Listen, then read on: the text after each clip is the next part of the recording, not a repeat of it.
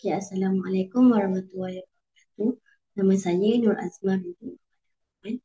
Dalam video ini, saya akan menerangkan berkenaan dengan tajuk makna dalam pertuturan kanak-kanak prasekolah dari subjek Semantik BBM 3201. Okey, untuk isi kandungan apa yang saya akan letakkan dalam tajuk ini ialah pendahuluan, latar belakang kajian, sorotan kajian, metodologi kajian, persembahan isi tugasan dan juga kesimpulan. Okey, untuk pendahuluan, macam kita tahu, apa itu pertuturan ataupun apa itu makna pertuturan kanak-kanak pada zaman sekolah. Okay, pertuturan ialah pertuturan dalam perbuatan seharian yang dituturkan oleh kanak-kanak itu sendiri. Yang mana seperti kita tahu, seringkali kekeliruan dan kesalahfahaman kepada pendengar dewasa. Okay, maksudnya kat sini, kadang-kadang apa yang kanak-kanak tuturkan tu kita sebagai orang dewasa kadang kita tak faham apa yang mereka tuturkan dan sering menimbulkan kekeliruan macam apa yang awak cakap ni kan?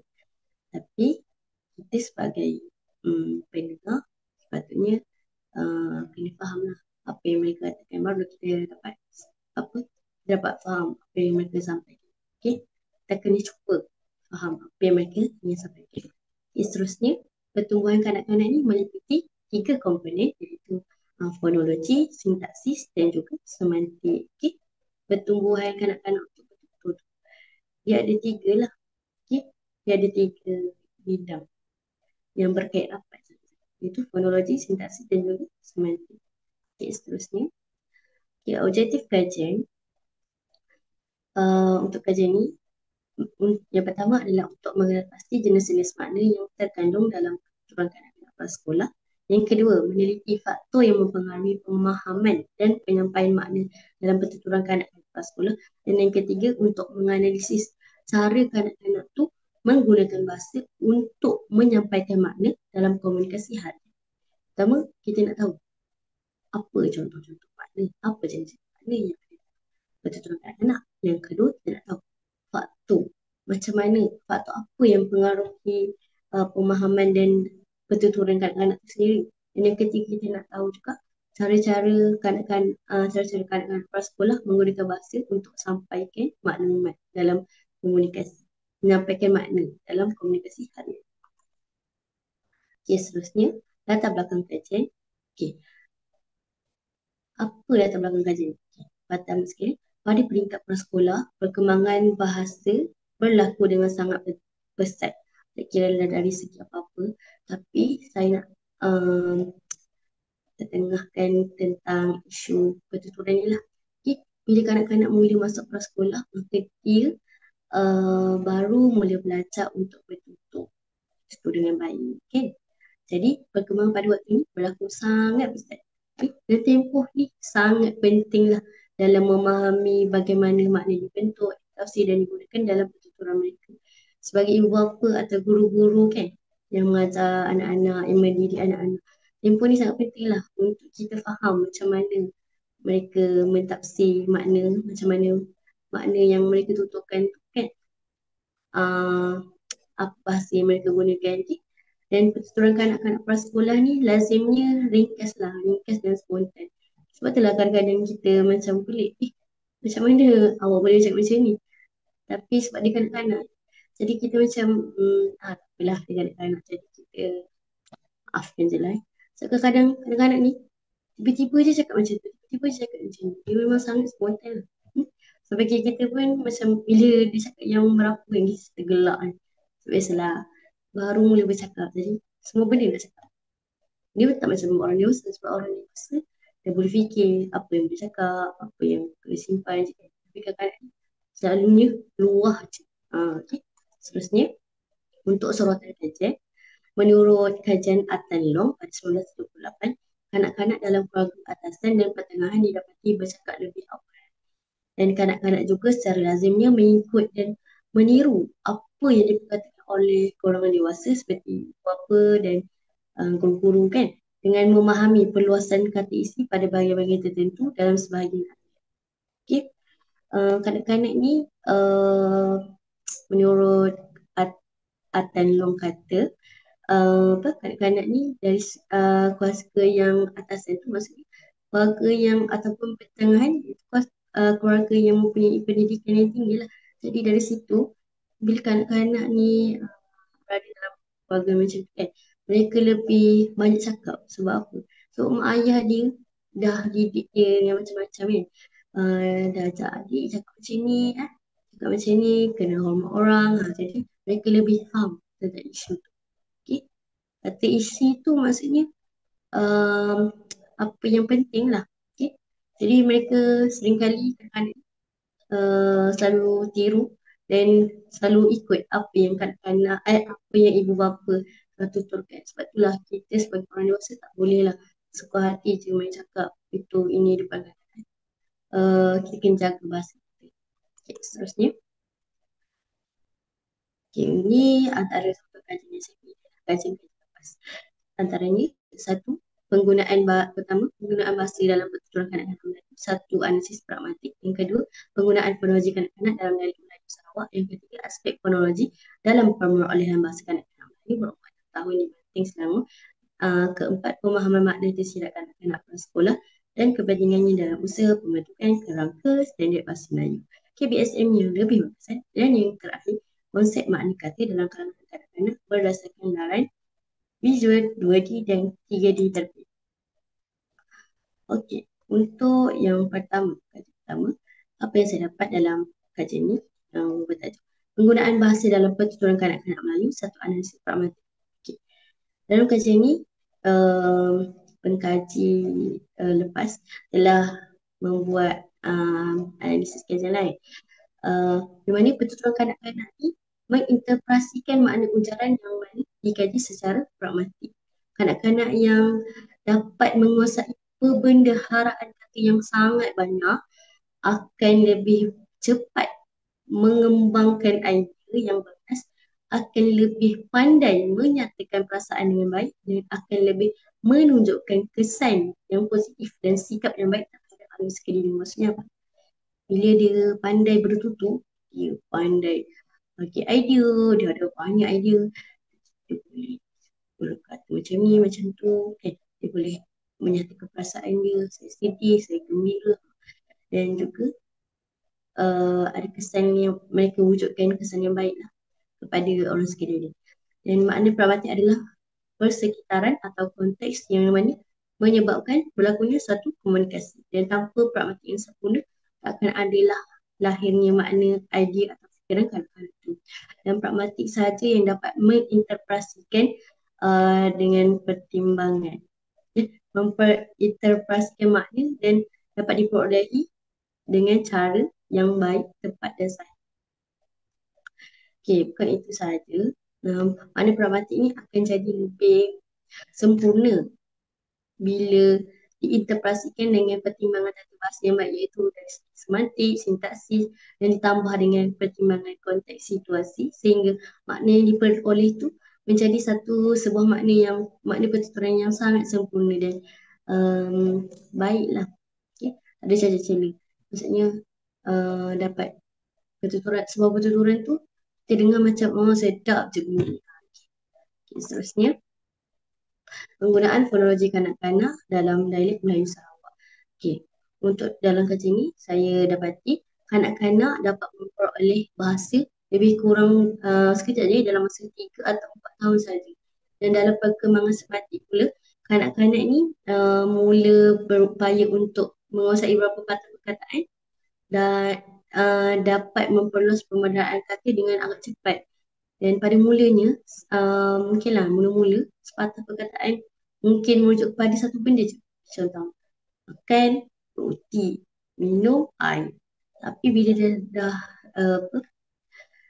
besar sikit, banyaklah perkataan lain dia bertambah. Okay?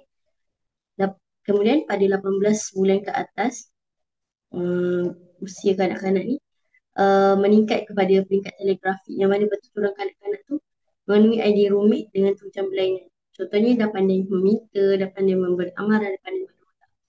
Okay, kemudian peringkat ayat kompleks selepas peringkat 18 bulan tu akan berlaku peringkat ayat kompleks yang mana pada usia kanak-kanak yang usia 4 hingga 5 tahun mereka dah pandai bina ayat yang lengkap.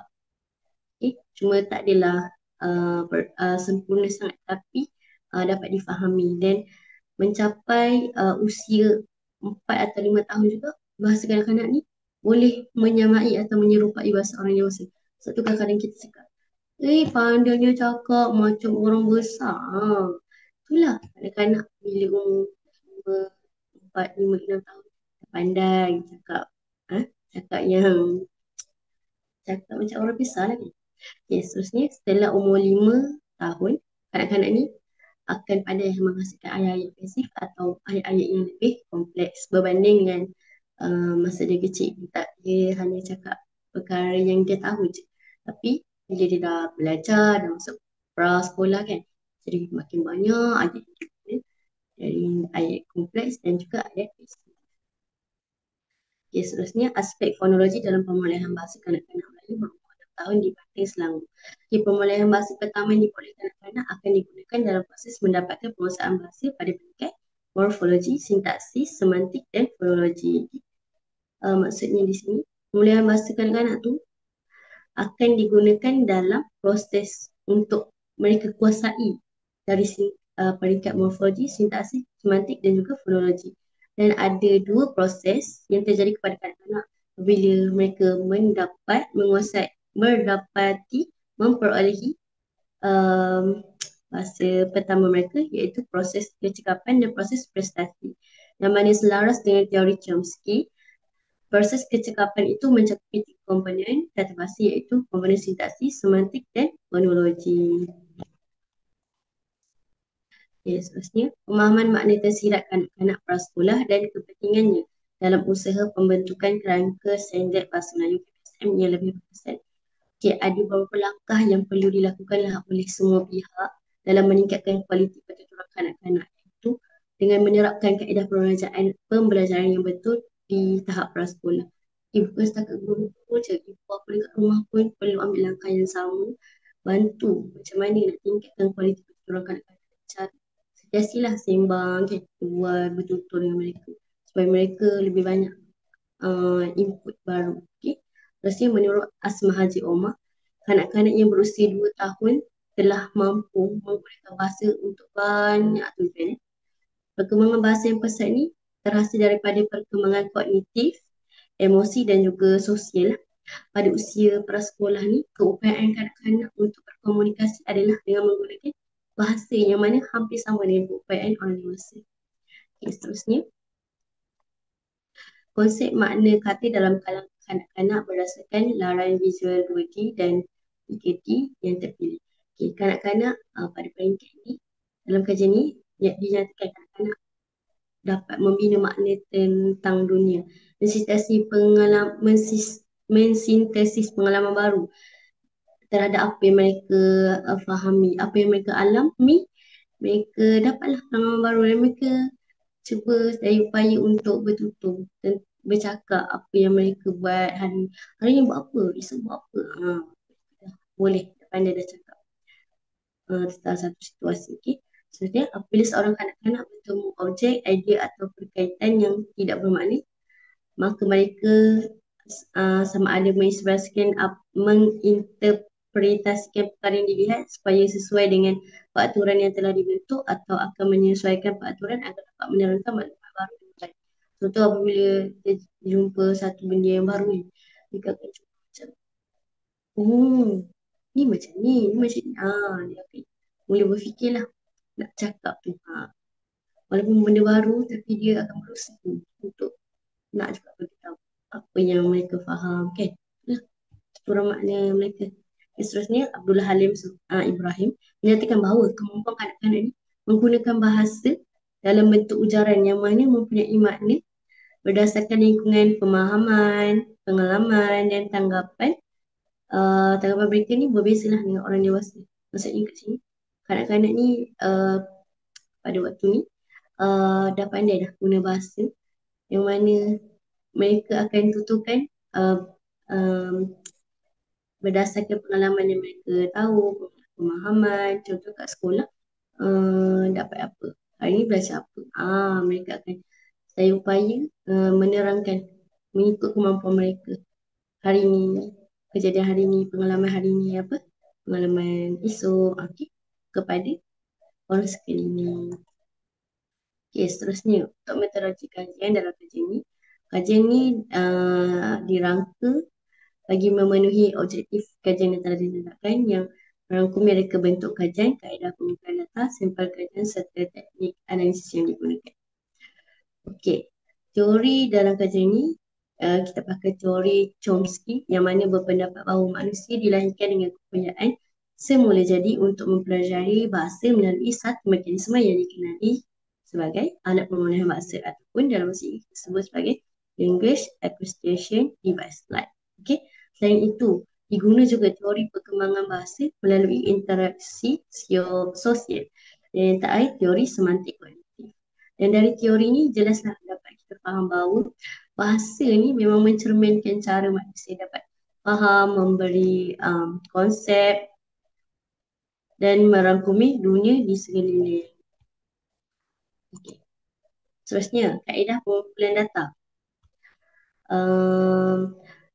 Cara nak kita kumpul data macam mana? Okay. Pertama sekali saya analisis dokumen yang saya jumpa kan. Saya analisis. Kedua, saya mengumpul artikel yang lebih kurang ada di sana ni. Bila saya semak balik, saya nilai dan saya tafsir maklumat tu sebagai dalam berapa bentuk lah.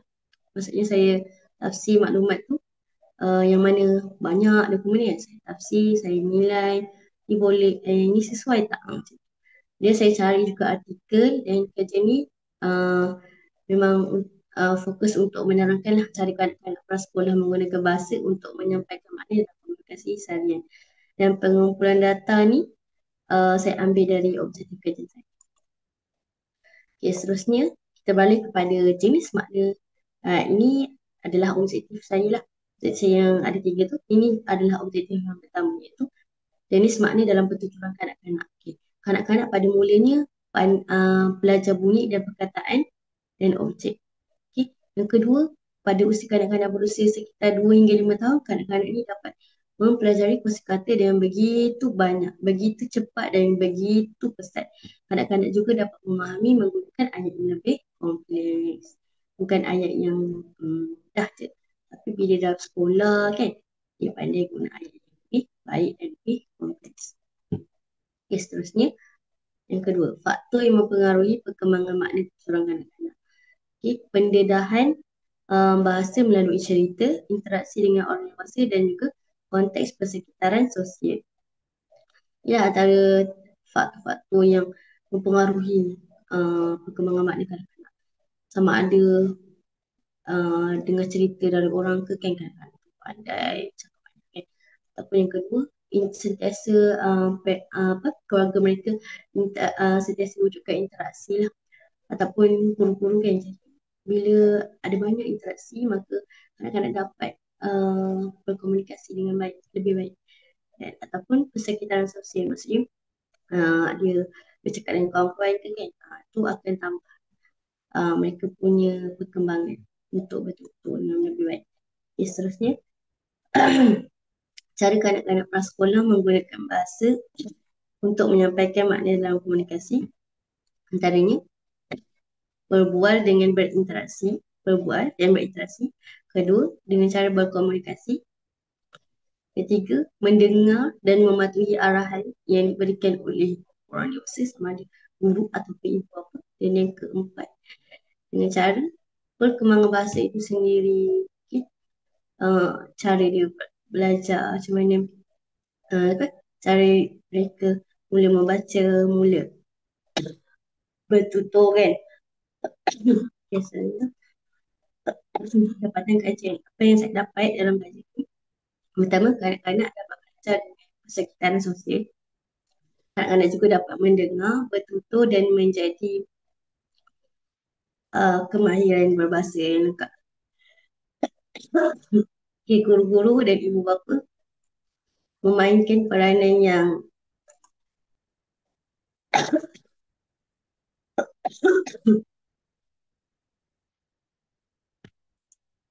Okey. Terusnya, guru-guru dan ibu bapa ni memainkan peranan yang sangat penting kanak-kanak untuk satu perkataan. Maksudnya, kanak-kanak tu pandai berucap, pandai bertutur dengan sebab ibu bapa atau guru-guru membimbing. Okey, bertutur dengan mereka. Jadi, kat situ kanak-kanak dapat bertutur dengan baik. Okey.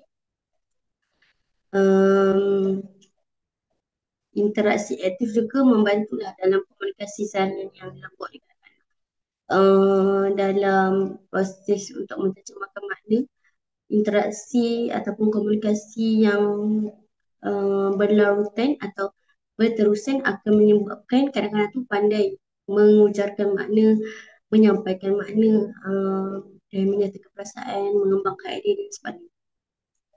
Okay, seterusnya, secara kesimpulannya, kanak-kanak secara lazimnya mengikut dan meniru apa yang diperkatakan oleh orang dewasa dengan memahami perluasan kata isi pada bahagian-bahagian tertentu dalam sebahagian ayat. Okay, secara konklusinya, dapat diringkaskan yang mana kanak-kanak ni dapat menuturkan bahasa dengan baik, memberikan makna dengan sempurna jika sentiasa didorong oleh orang sekeliling seperti ibu bapa, guru-guru, kawan-kawan sekelas di tadika atau sekolah. Jadi, untuk saya simpulkan lagi, pertuturan yang diujarkan oleh kanak-kanak, makna yang sendiri kanak-kanak tu ingin sampaikan. Pertama sekali, apa yang paling penting adalah ibu bapa dan guru-guru sendiri perlu beri ruang dan peluang kepada cuba untuk menuturkan perkataan mereka, dan perlu sokong mereka untuk bercakap, selalu tanya hari ni buat apa, okey, kat sekolah buat apa, belajar apa, okey, hari ni nak pergi sini, kita akan belajar ini, bawa kanak-kanak ke zoo ke kan, supaya mereka ni dapat melihat dunia luar dan dapat menuturkan bahasa dengan lebih baik dan lebih uh, cepat lah. Okay. Kanak-kanak yang aktif adalah kanak-kanak pandai menuturkan bahasa yang sopan. Okay. Jadi kita juga kena ajar anak-anak supaya menuturkan bahasa yang sopan, mengucapkan makna yang baik dalam tuturan tu, kena berhati-hati, jangan cakap yang tak elok. Okay. Itu saja dah kot. Okay. Ni saya ada lampirkan sekali cara kanak-kanak fungsi kanak-kanak ni betul-betul untuk apa? Menyatakan keinginan, mewujudkan komunikasi dalam keluarga, kanak-kanak betul-betul untuk pendidikan di sekolah kan, yang memupuk kasih sayang antara bapa, guru-guru, rakan-rakan dan orang sekeliling, dan mewujudkan komunikasi yang berkesan, interaksi dengan rakan-rakan, emosi dan perasaan untuk mendapatkan perhatian. Ibu hari ni saya macam ni, macam ni. Jadi di komunikasi itu lah, untuk betul-betul untuk bercerita, hari ni buat apa, esok buat apa, dan juga memberikan pendapat. Okay, saya rasa itu saja dari saya. Yang baik daripada Allah, yang buruk daripada diri saya sendiri. Sekian itu saja daripada saya. Sekian, terima kasih.